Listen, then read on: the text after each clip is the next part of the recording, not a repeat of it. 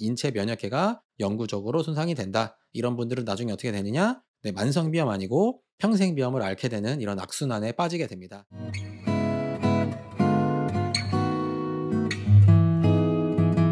안녕하세요. 한번백숙TV의 김영진 원장입니다. 오늘은 아이가 또는 소아청소년, 어른까지 다 해당해요. 감기에 걸리거나 아니면 열이 너무 많이 난다. 어떻게 해야 하나요? 라고 질문하시는 우리 엄마 또는 아빠 구독자분들을 위해서 준비했습니다. 자, 아이가 열 또는 감기에 걸렸어요. 여기서 이야기하는 것은 소아청소년을 다 이야기해요. 남성이라면 변성기가 오기 전, 여성이라면 초경 전, 그 이후에는 어른, 그 전에는 소아청소년, 이렇게 러프하게 나눠서 판단해 주시면 되겠습니다. 이렇게 감기가 생기거나 열이 나면 병원으로 또는 약국으로 바로 달려가시죠. 그래서 열이 나면 해열제를 사용하고, 기침이 나면 기침을 못하게 만들어 버리고, 가래가 나오면 가래를 만들지 못하도록 만들어 버리는 치료가 아닌 억제제를 사용을 합니다. 이것은 고치는 것이 아니죠. 그 증상을 발현하지 못하도록 해서 그냥 우리의 마음만 편하게 해줄 뿐이고 몸에는 매우 안 좋다라고 할 수가 있습니다. 자, 해열제를 남용하게 되면 어떤 일이 일어나는지를 볼게요.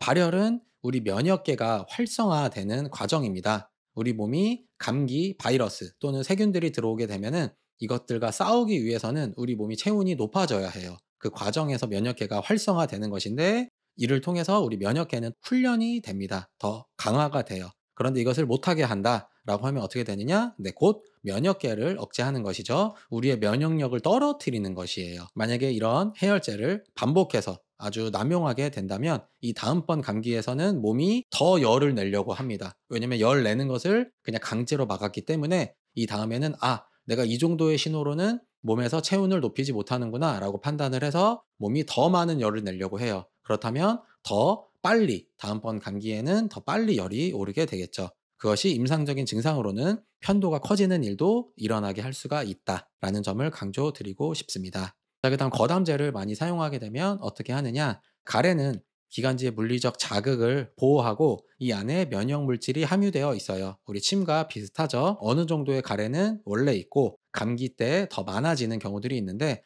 이 가래 발생을 그냥 강제로 막게 되면 기관지의 손상과 역시 면역력의 저하를 필연적으로 이런 일이 일어나게 됩니다. 그리고 역시 앞에 발열에서 설명드렸던 것처럼 다음감 감기에서는 몸이 더 많은 가래를 발생해야 된다라고 판단을 해요. 그렇기 때문에 역시 남용은 좋지 않다라는 점을 강조드리고 싶어요. 진해제를 많이 사용하게 되면 어떻게 되느냐? 자, 기침은 우리 몸의 방어 기제 중에 가장 중요한 반응이죠. 그런데 이것을 역시 그냥 증상을 눌러버린다면 이물질이 올바르게 제거가 되지 않겠죠. 우리 호흡기에 있는 세균, 바이러스들이 있을 때 우리 몸이 이것을 인지하면 기침을 통해서 배출하는데 이 증상이 발현되지 못하게 되면 역시 다음번 감기에 어떻게 되느냐? 더 잦은 기침 감기를 유발하게 됩니다. 부지런한 엄마들이 있어요. 아이가 조금만 체온을 수시로 재시죠. 체온을 수시로 재서 36.5도가 조금만 올라가도 그리고 기침을 하는지 가래소리가 나는지를 아주 섬세하게 판단하셔서 바로바로 병원을 가시는 분들이 있어요. 그런 분들이 해열제, 진해제, 거담제를 아주 남용을 하시죠. 그런 경우에 우리가 임상 증상으로 어떻게 발현이 되느냐? 편도가 비대해지고 추가적으로 그로 인해서 잦은 감기가 유발됩니다. 면역계가 훈련이 되지 않기 때문에 계속 감기를 앓게 돼요. 자, 그렇게 되면은 편도가 커지면 또 어떻게 되느냐? 자, 음식물이 목에 걸린다거나 거기에 이물질이 낀다거나 여러 가지 불편한 증상들이 표현이 되죠. 그렇다면 편도 절제술을 권유받게 됩니다. 그럼 우리 편도는 우리 면역계의 아주 중요한 기관인데 이것을 또다시 이로 인해서 자르게 되면 인체 면역계가 영구적으로 손상이 된다. 이런 분들은 나중에 어떻게 되느냐? 만성비염 아니고 평생비염을 앓게 되는 이런 악순환에 빠지게 됩니다. 이러면 다시 또 돌아가죠. 또 해열제, 진해제, 거담제 또 많이 사용해야 되는 상황에 빠지게 됩니다. 자, 그럼 어떻게 해야 하나요? 자, 첫 번째, 제가 이렇게 감기 증상이 표현이 되면은 한방 감기약과 그리고 가습기, 그리고 땀이 날 정도의 따뜻한 취침, 그리고 추가적으로 소식. 많이 먹으면 안 돼요. 많이 먹으면 우리 면역계가 일을 하지 못하고 소화하는데 다 시간을 쓰게 됩니다. 이렇게 네 가지를 강조를 합니다. 그래도 되지 않을 때, 그럴 때 사용하는 것이 올바르게 사용하는 것이에요. 이것을 첫 번째로 사용하면 안 된다라는 점을 강조하고 있습니다. 자, 한약에 감기약이 있나요? 라는 질문을 저희 한의원에 오시는 분들도 많이 질문하세요. 자, 한약은 체질에 맞게 진맥도 해야 되고 효과도 발현이 오래 걸리고 또 조심해야 되지 않느냐라고 하시는데 당연히 한방은 이런 식으로 치료를 하죠. 하지만 이렇게 대증요법 한약도 존재한다라고 할 수가 있습니다.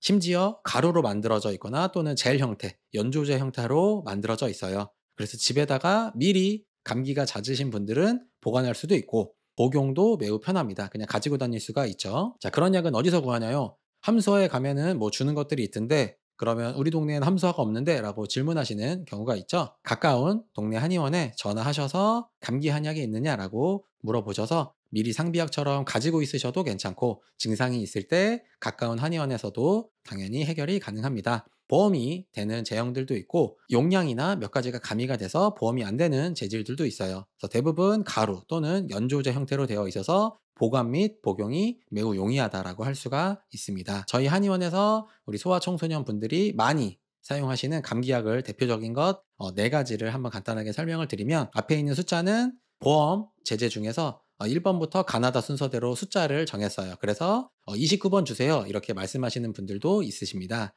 감기가 증상이 있는데 기침과 맑은 가래가 가장 주 증상이다. 이럴 경우에 제가 소총용탕을 첫 번째 선택으로 처방을 해드리고 있습니다. 그 다음 현기연교탕.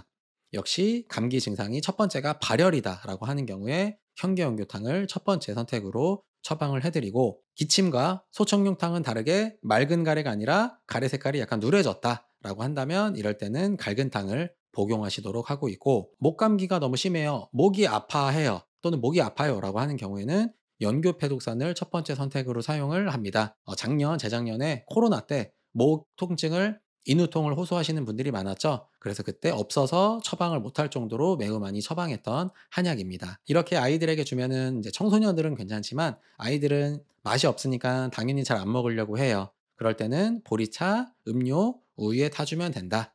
이거 너무 어린데 괜찮나요? 저희 아이는 태어난 날부터 복용했으니까 전혀 걱정하실 필요 없다라는 점을 강조드릴게요. 그 양은 처방해 주실 때 한의사 선생님께서 알려주시겠지만 대략적으로 만 4세에서 7세 정도면은 성인의 한 절반 정도의 용량을 복용시키면 된다. 조금 마른 친구는 조금 적게, 조금 튼실한 친구는 조금 더 많이 먹어도 괜찮고 실제로는 감기 증상이 있는 이런 특수한 경우에는 그냥 먹을 수 있는 만큼 많이 먹어도 괜찮아요.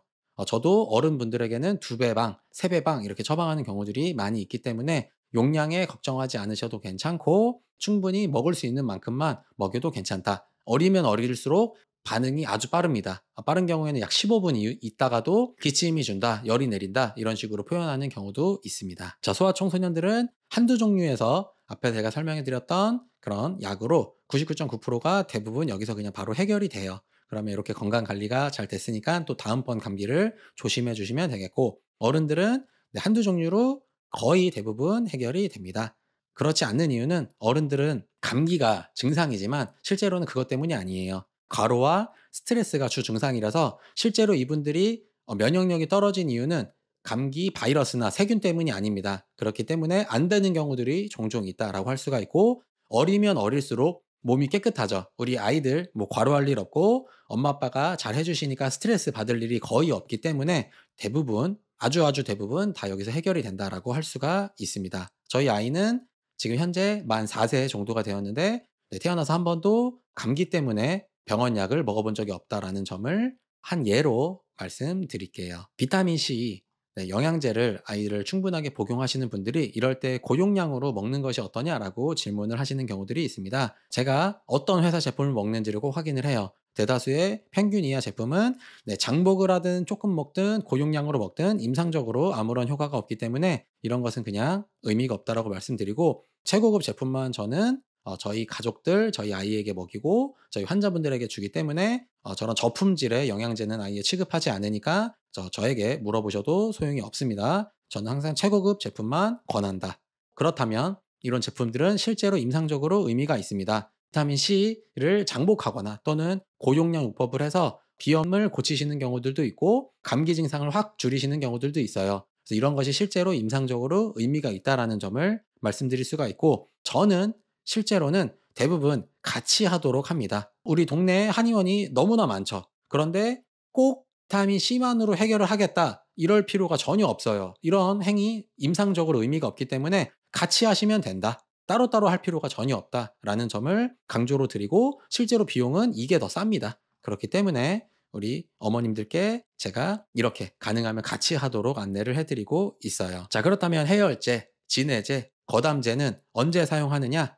이럴 때 사용합니다. 어린이집, 유치원, 학교 또는 회사가 되겠죠. 이럴 때 생활이 불가할 때 우리는 기침만 나으면 우리의 삶이 모두 해결되는 것이 아니죠. 네, 이런 사회생활을 할 수가 없으면 일단 증상을 누르는 것이 우선입니다. 그것이 그 환자를 더 돕는 길이에요. 그래서 이럴 때는 제가 사용하시도록 하고 있고, 또는 열 경련이 있을 때 아니면 열 경련이 있기 그 직전 상황이 있죠. 아이가 바르바르 떨 때 이 정도 증상이 날 때는 그냥 증상을 누르는 것이 우선입니다. 그래서 사용하시도록 하고 있고, 열 경련이 일어나는 일은 0.01도 안 돼요. 사실상 존재하지 않습니다. 이것을 걱정해서 이런 증상을 누르는 약을 남용하는 것이 오히려 더 많은 문제를 일으키기 때문에 이것은 가능은 하다라는 점을 그냥 말씀드리는 거니까 그냥 참조만 하시면 되고, 그다음 중요한 것이 수면입니다. 사회생활과 마찬가지로 수면이 방해가 되면은 감기뿐만 아니라 인체 전체가 무너지기 때문에 잠이 방해된다. 열이 너무 많이 나서 아이가 호흡이 가빠진다거나 아니면 기침 또는 가래 때문에 잠을 못 잔다 하는 경우에는 그냥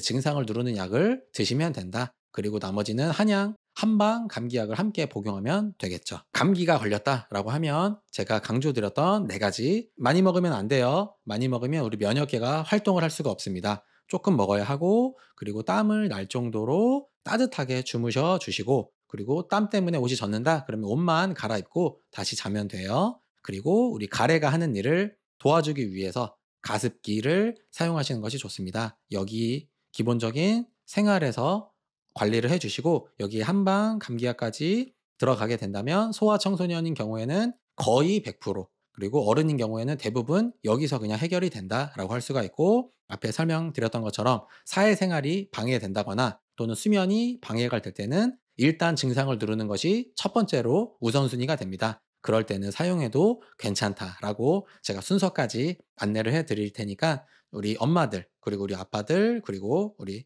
어른분들도 감기에 걸렸을 때 이런 식으로 대처하셨으면 좋겠다라는 점을 강조드리면서 이번 영상을 마치도록 하겠습니다. 감사합니다.